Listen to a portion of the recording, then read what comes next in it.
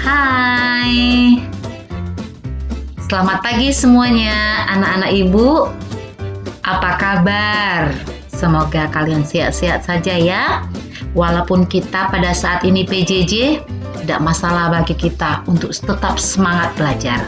Halo anak-anak ibu, perkenalkan nama ibu Imelda Susi Silitonga. Mungkin ada di antara kalian murid baru atau yang belum kenal dengan Mem. Mem mengajar bahasa Inggris semua kelas 9. Anak-anak ibu, pada hari ini topik kita mengenai pengalaman yang diceritakan kembali. Mungkin apa perjalanan kamu, liburan kamu yang lalu-lalu. Nah, semua itu dinamakan recount text.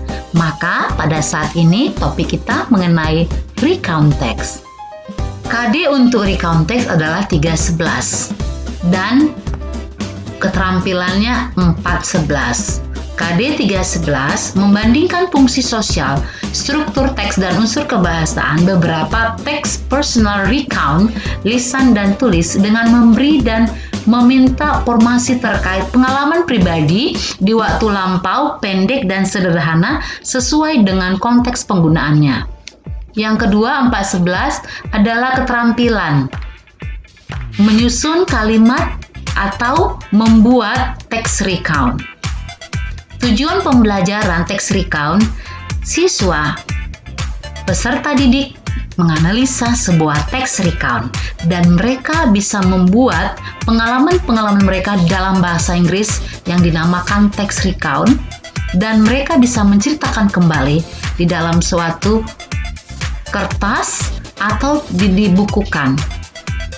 Indikator pembelajaran recount adalah siswa mengidentifikasi fungsi sosial, menemukan informasi terkait struktur teks dan unsur kebahasaan, menuliskan makna informasi yang terkait dalam teks recount, menyusun kalimat rumpang, dan menuliskan pengalaman yang tidak terlupakan. Baiklah, Ibu akan menyampaikan apa definisi daripada teks recount itu.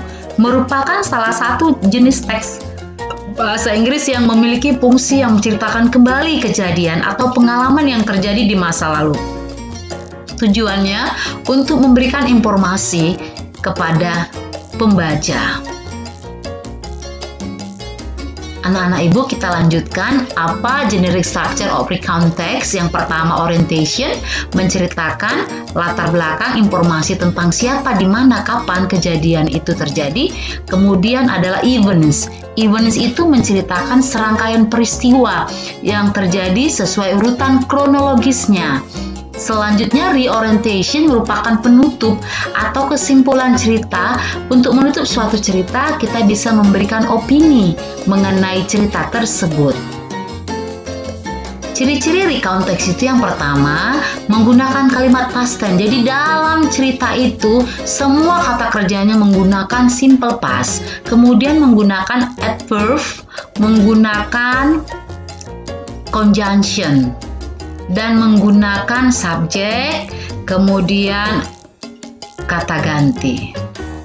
Anak-anak ibu, inilah contoh personal recount text. Dari paragraf pertama dinamakan adalah orientation. Ini dia.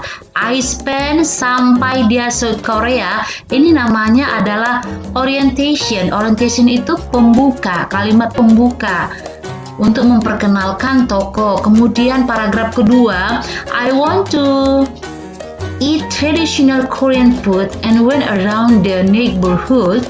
On the next day, I went to the Gyeonggu Palace and National Museum. Ini termasuk events.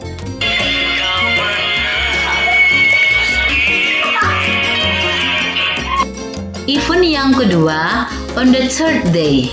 Ini dia event yang kedua, on the third day. Sampai dia through binoculars, itu namanya events. Dan selanjutnya, I spend the fourth day. Oke, itu masih event yang ketiga. Lalu yang terakhir dia reorientation. I had fantastic experience in South Korea. Sampai dia a great trip, itu dinamakan adalah reorientation. Jadi strukturnya udah tahu, semuanya dari teksnya ini bisa kita perhatikan.